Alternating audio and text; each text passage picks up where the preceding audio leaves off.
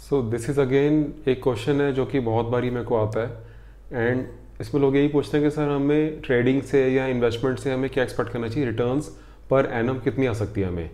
तो बहुत छोटी सी वीडियो में बहुत बेसिकली आपको आंसर दूंगा इसका, बिकॉज ये क्वेश्चन बहुत ज़्यादा आता है तो ये एड्रेस करना ज़रूरी था। तो देखो ये ऑब्वियसली वेरी करेगा फ्रॉम ट्रेडर टू ट्रेडर।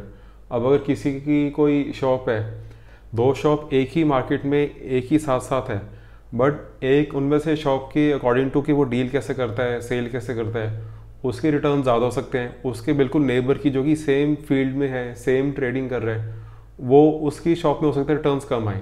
तो ये डिपेंड करेगा ट्रेडर के ऊपर कि उसकी ट्रेडिंग स्किल्स कैसे है, वो कितना एक्सपीरियंसड है, कितने टाइम से ट्रेडिंग कर रहा है, उस पर डिपेंड करता है। But still on an average अगर लेके चलना है इसके अंदर, तो ट्रेडिंग के अंदर आप पर एक साल के आप अराउंड 40 to 55-60% मान के चलो, बहुत अच्छी रिटर्न्स होती हैं।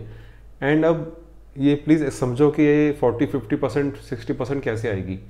तो इसके अंदर अगर आपके पास सपोज 1 करोड़ की कैपिटल है, तो आप अगर 1 करोड़ पूरे ट्रेडिंग में लगा दोगे तो रिटर्न्स नहीं आएंगी। अगर आपका माइंडसेट वहाँ पे नहीं है, अगर आप उस पोजीशन साइजेस में ट्रेड करने की आपकी हैबिट नहीं है, तो सीधे सीधे 1 करोड़ को ट्रेडिंग में लगा देना ये कोई समझदारी नहीं है, बिकॉज आपकी फिर रिटर्न्स कम हो जाएगी अगर आप तब तक उस लेवल पे आपका माइंडसेट नहीं पहुंचा है। अगर आप इतनी बड़ी पोजीशन साइजेस हैंडल करने के कैपेबल नहीं हो, तो आपको सीधे पूरी कैपिटल कभी भी ट्रेडिंग में नहीं लगानी है। सपोज आपने 1 करोड़ से 25 लाख या 30 लाख से ट्रेडिंग कर रहे हो, तो उस कैपिटल में 40% आएगी।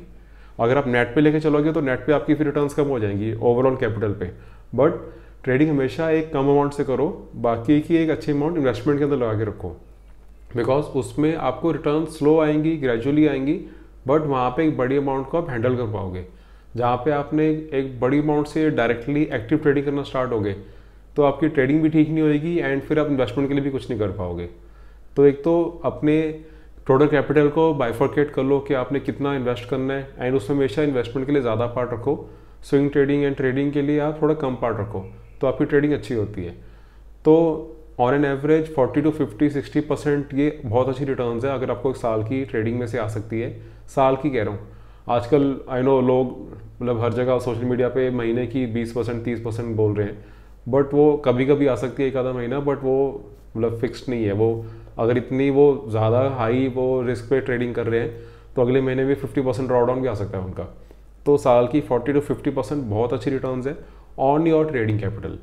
एंड इन्वेस्टमेंट के अंदर जो पूरे साल में अगर आप 25 to 30, 32, 33% लेके आ पा रहे हो, तो वो बहुत बहुत अमेजिंग रिटर्न्स है।